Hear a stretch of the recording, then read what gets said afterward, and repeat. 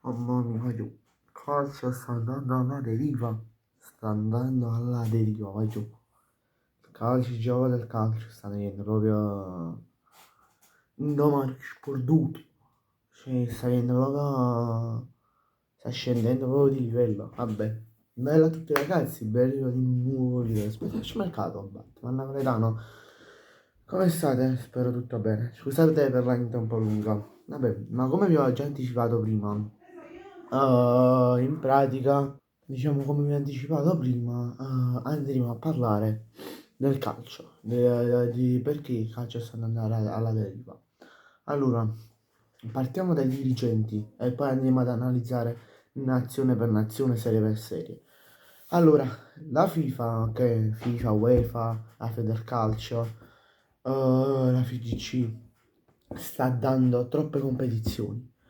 Prima la Nations League, prima la Conference League che è stata fatta nella stagione 22-23 e poi poi che ne so, i playoff e poi gli europei e poi i mondiali. Cioè, vabbè, gli europei e i mondiali per la nazionale ci può pure stare, però io dico no, non create troppe competizioni perché se no il mondiale per club anche se no va a finire che i giocatori, ok, non, non diciamo si infortunano troppo, no? Hanno dei infortuni gravi, prima di tutto, che possono star fuori un anno e mezzo. Cioè, ci rendiamo conto di questo. Ad esempio, Rodri la scorsa stagione è stato fuori tutta la stagione, è rientrato aprile-maggio più o meno verso la fine del campionato di Premier League. Oppure un altro esempio, Bremer, un altro esempio ancora. Per esempio Lukaku questa stagione, poi anche per esempio, mo non mi ricordo un giocatore del Real Madrid dell'anno scorso pure è stato infortunato, Carvajal, ecco mi è venuto in mente, cioè, a giù però, FIFA, questo è un appello che ti faccio. Leva una competizione europea, ok? Quando scommettiamo che levando una competizione europea, ehm, i giocatori si fanno meno male. Quando vogliamo scommettere?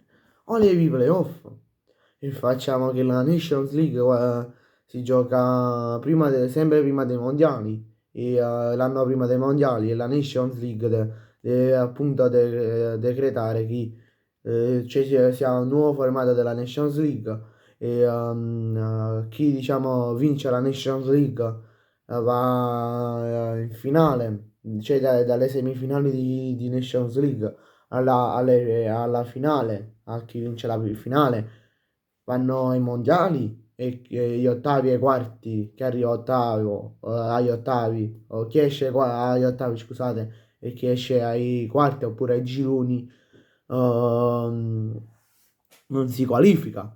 Oppure lo fai fase a campionato, che le prime 10, che magari che ci sono 20 squadre, le prime 10, 11 per esempio, le prime 10-11 si vanno a qualificare, altre no.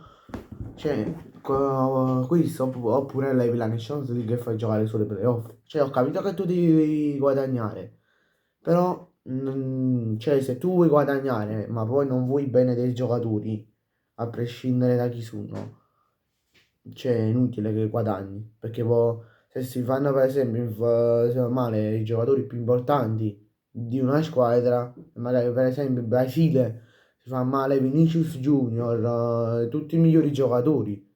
E per esempio ci sta Brasile Ecuador, per dire, chi sa avrei, cioè quasi nessuno, si sa per televisione, quasi nessuno, perché magari i migliori giocatori stanno i giocatori più scarsi del Brasile, cioè non penso che tutta questa gente sa avrei.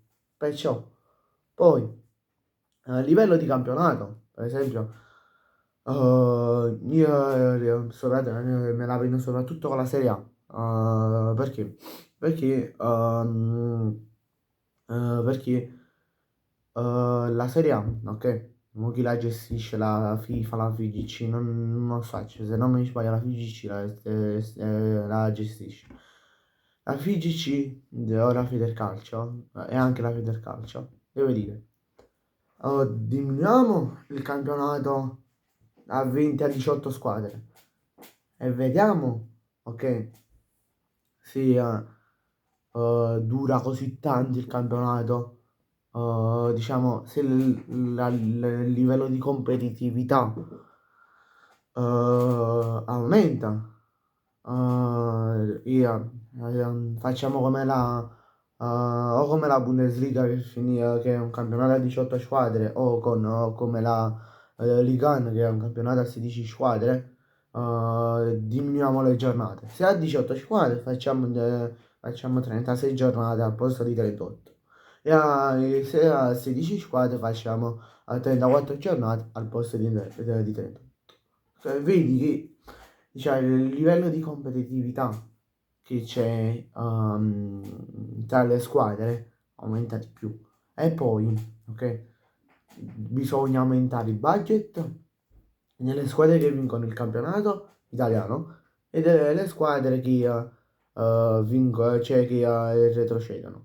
Di dare per esempio alle squadre che retrocedono, dare un bonus di circa, che ne so, invece di 20 milioni come si fa di solito, si ha un bonus di 50-60 milioni. Così rendiamo che, così facciamo che le squadre che retrocedono possono pure, diciamo, fare un po' di mercato, ecco, e risalire in Serie A.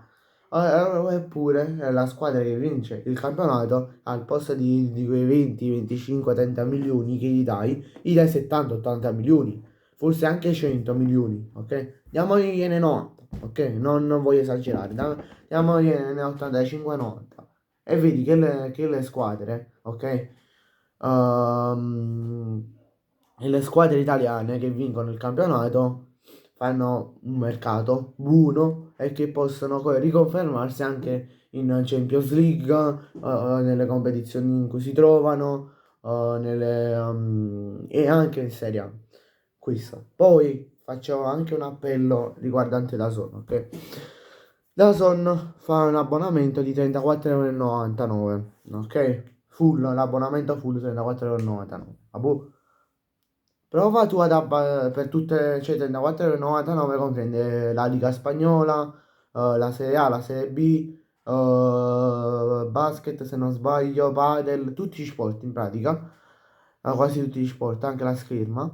E praticamente prova a fare l'abbonamento full da 34,99 a 26,99, abbonamento full con tutti gli sport al posto di fare solo l'abbonamento a MyClub a 29,99, perché poi non guadagni niente, sono 5 euro di differenza, più o meno 5 euro di differenza dai 29,99 ai 34,99 normali, perché poi non guadagni niente, cioè tu vai a spendere quasi quanto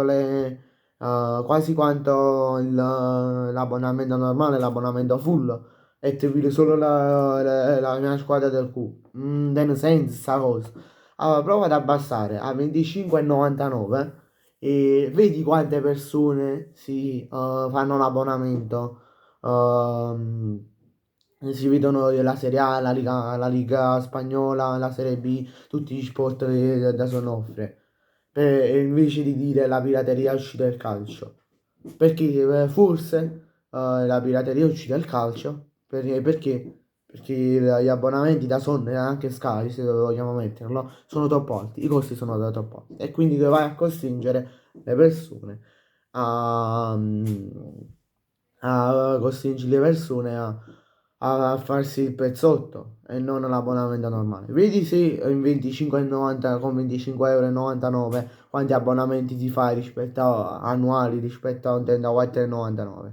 Vabbè, bene ragazzi, grazie a tutti per la visione, ci vediamo nel prossimo video, mi raccomando iscrivetevi al canale e lasciate un bel like. Ciao!